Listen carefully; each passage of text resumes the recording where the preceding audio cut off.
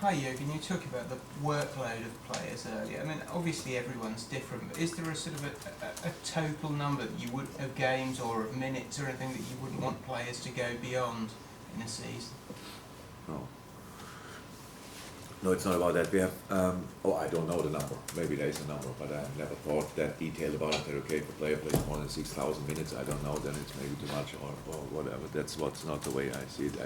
I'm in the business for quite a while, and everything increased. The tempo increased. When I watch games, when I played, the time, not me playing, but the time, it looks like slow motion in comparison. And we were at that time already exhausted when the game was finished. But it looks like slow motion. Everything is quicker in this game. And have a look at these games. It's like brilliant players, bad pitches, bad balls, all these kind of things. It was unbelievable. All these players would be today world class. That time would be world class now.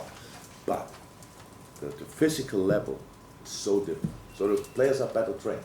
But still, the competition, you cannot be counted with training. It's a little bit like in medicine. In medicine, you have pretty early a diagnosis, you know that, but it's not that, but a treatment is not there yet developed. Let me say like this, we know what it is, okay, what can we do? Yeah, let's see. So, and that's exactly now the same. We have actually the diagnosis, we know it's too much. And we can help. So we all know it. So we want to see people like, we want to see in the prime, Messi and Cristiano Ronaldo playing all the time. So, or all the other whoever brilliant play in our team as well. You want to see play them all the time. So, but that's actually not possible without getting injured or being lucky. You can prepare yourself as good as possible. In the end, it's really tough. And it's in other sports the same. And we come back to this thing in contact sports. Other contact sports, they have all long breaks in the summer. These international players, we saw now Brady at Manchester, talking to Cristiano, he had a 4-month break. That's why he can play until he's 54 or whatever. So that's completely different. In contact sports, football is the only sport with no break for players.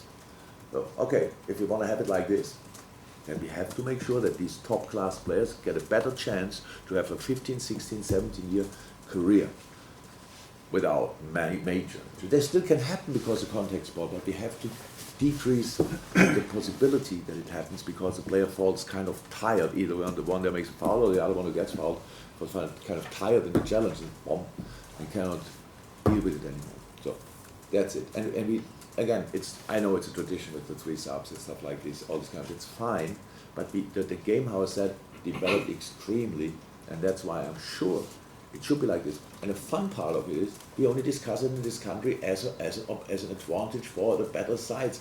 All the teams who are now at the bottom of the table, I'm really sorry.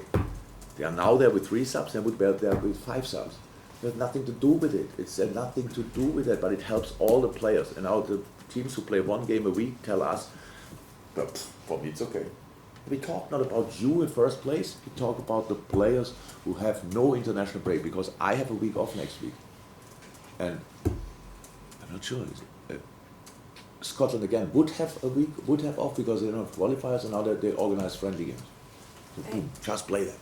So, and that's how it is. Right? So we have just to make sure that we really protect the most important ingredients of this game. And that's the players, and nobody else. We'll have Paul Gorse, then we'll go to Dave Mallock, and then we'll move on to the Sundays, okay? Yeah, again, I just wanted to ask about Joe Gomez. Probably hasn't played anywhere near as much as he'd like. Tough one coming back from the injury. Konate came in, has settled in quite well. How's he been this season, you know, mentality-wise, and might this be a good game for him at the weekend? Yeah. Good. Joe is outstanding centre-half, and even better boy. So it was good, but of course it's not the situation with Victoria. It was really long injured and came back, and you think, okay, I'm ready, let's go. And then we have the problem with not the problem, the situation with the 3 others could start earlier, could gain rhythm, stuff like this, game after game. Then a bit unlucky in a FA Cup or Carabao Cup round when Joey got actually was not positive, right? I think he was not positive in that moment, but it was a false positive test, so he couldn't play. And so unlucky on top of that, yes, he's a top class player. So an inch worse than all the other three are playing, but the other three have rhythm. That's why they play more often. That's a little bit the problem we have. But for the club, with our aims and our ambitions, we have.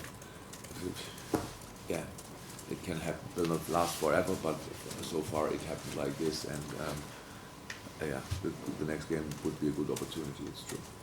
Yeah. Your first time out of the house, or what? I saw you since 2 years only on the screen. Or have you been in the last press conference already? I've been in about the last 5. I asked the question each time. Obviously, memorable question. Long COVID, losing memory. I've forgotten what it is now. Yeah, you're in an unprecedented position, Liverpool. In the club's history, they've never been in this position. They're still in full competitions at this stage of the season. Well, you've won one, so you're still in that. I know that you like, obviously it's the next game, and that's clearly the way that you and the players are taking it. But does this weekend, when you're getting the Champions League draw today, you're playing in the FA Cup quarter-final, Champions League draw quarter-final, FA Cup quarter-final, and then your next Premier League game, you can go top of the Premier League if you win it. Does that kind of at least give you that moment when you realise what you're in? What this sort of you're in a position of history, of making history.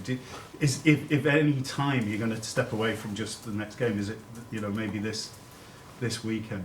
No, I can see that, but it's people might do that. I have no idea. But if you do it and if you use that weekend, we are already out. We should not even try to go to Nottingham. If it just goes in that direction, so like a little bit of a relief. That's a problem that we have. If you take the foot only a little bit of the gas, not even fully, just a little bit, gone.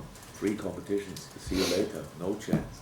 So and again, I like being in a situation, getting asked. I have these things because that means we are obviously in quite a good position. The only problem is I don't have the appropriate answers, because the only thing there are much smarter people out there. The only way I can do it is really be focused on the next game. I just have not enough space to think about different stuff, and I don't have to. And somebody told me that they could play 18 games or whatever. I have no idea whether you want to fit them all in. To be honest, I don't know. It's 22nd of May, and a week later it would be the Champions League final. Where are they all? The FA Cup final would be the week before the Champions League final. No, the week before the season final. So it means that game must be rearranged as well. So it's not, the calendar is not made for a lot of success for the same team, maybe fair. So, because that's, at one point you have to make, okay, now we can focus on that or whatever. The only way I know is be completely focused on the next game, and that's Nottingham. And we have already more problems than I wish. So, because one position, blah, blah, blah, here, COVID there, here, there, and then Nottingham coming up. So with the, championship side, by a really good moment. So Steve Cook is doing a brilliant job there, and all these kind of things. It's just, you can see how they're set up. It's in their system. They are a big talent in the team as well. The right side, probably the whole Premier League is after them. These kind of things. So it's a really tough one. And the challenge in this moment is to know about the positivity of the situation, but to push it aside and be just as greedy, angry, desperate to win the next game as if you were in the worst position in the table. Like, if you don't win that, then it's all over. That's the situation we are in. To get always before kick-off the one team nobody wants to play against, and we try that against Nottingham.